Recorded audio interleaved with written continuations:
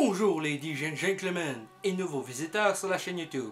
Ici Mr Flamingo et bienvenue pour un tout nouveau podcast. Ça fait longtemps que je voulais en faire, mais je ne savais pas sur quel sujet. Eh bien aujourd'hui, c'est décidé. Dans ma dernière FAQ qui était sortie au mois de mars dernier, on m'avait demandé qu'est-ce que ça fait d'être autiste et comment vivre avec ça, comment vivre en étant autiste sur YouTube. J'avais répondu à la question, mais je me suis dit qu'il y avait de quoi en faire une vidéo et à se moquer un peu des inconvénients de ce problème-là que je vis à tous les jours et que je vis en société ou sur Internet. Donc, c'est parti! Un des premiers désavantages à être autiste, c'est que des fois, tu ne lis pas entre les lignes. Et ne me dites pas, tu lis entre les lignes d'un roman, toi? Entre chaque ligne d'un roman? Pas du tout. C'est que lire entre les lignes, c'est que, mettons, quelqu'un dit une expression genre pas aujourd'hui, je suis brûlé. Et bien, moi ou un autre autiste, on pourrait penser tout d'un coup à checker le bras de la personne ou le corps de la personne pour dire coudonc, elles sont où les brûlures. Tu ne peux pas lire entre les lignes très facilement. Un autre désavantage, c'est que des fois, tu dis quelque chose en voulant dire une autre chose parce que t'as de la misère à t'exprimer normalement comme quelqu'un de normal ferait. Et ça, c'est problématique.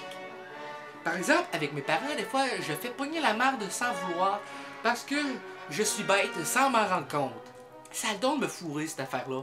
Mais le sujet d'aujourd'hui que je veux exploiter avec vous en parlant d'être autiste sur Internet, c'est vraiment être autiste sur YouTube. Comment ça se vit? Eh bien, le problème avec les autistes, c'est que nous, les gens qui sont normaux, si je peux mettre ça entre guillemets, c'est qu'ils ont des préjugés sur les personnes qui sont différentes. Hein? Il y a plusieurs sortes d'autisme. Il y a la trisomie aussi. Puis les gens ont tendance à mettre ça dans le même panier. Et c'est pas bon ça, mettre ça dans le même panier. C'est comme si tu mettais toutes les pitbulls ensemble. Il y a des pitbulls qui sont méchants, puis il y a des pitbulls qui sont gentils comme tout. Oh, c'est choupinou-pinet. Donc, ne mettez pas tous les autistes et les trisomiques dans le même bateau. Il y a les trisomiques, genre la trisomie 21. Il y a les autistes graves. Il y a les autistes légers comme moi. Tu sais, ça reste que oui, je suis autiste, mais je suis pas si débile que ça. Et il y a des autistes qui peuvent être très brillants. Ce n'est pas mon cas, mais il y en a qui peuvent l'être, c'est déjà ça. J'ai pas à me plaindre. Ou peut-être un peu. Déjà là, quand tu fais des vidéos sur Internet, des fois, t'as pas tendance à être pris au sérieux.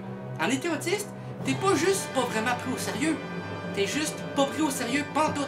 Parce que sur YouTube, il y en a qui gagnent vachement bien leur vie. Ça veut dire, ici, les YouTubeurs qui sont pris au sérieux.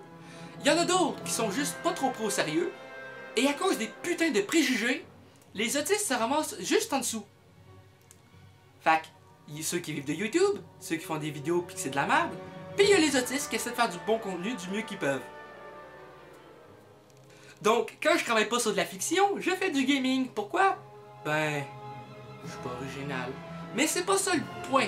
L'affaire, c'est que, en plus d'être autiste, je souffre d'un déficit de l'attention.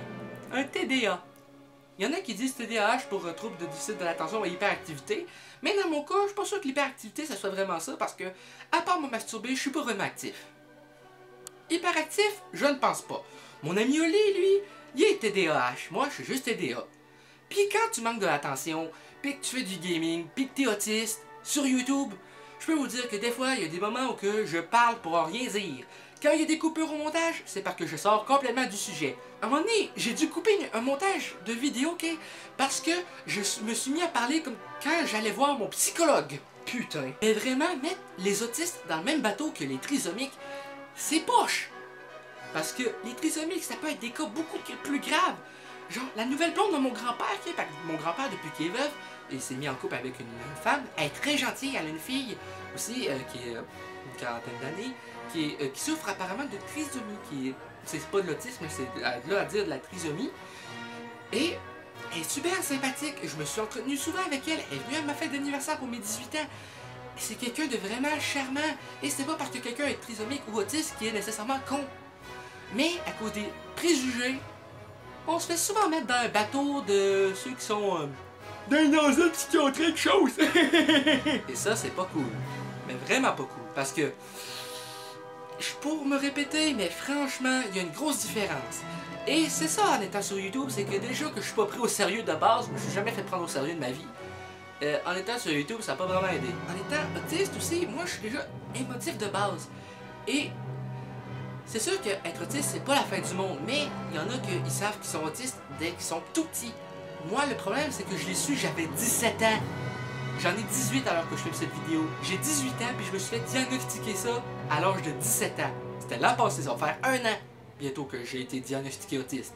Puis ça a fait l'effet d'une méchante grosse claque à gueule. Puis je peux vous dire que cette claque à gueule-là, elle m'a fait mal en tabarnak.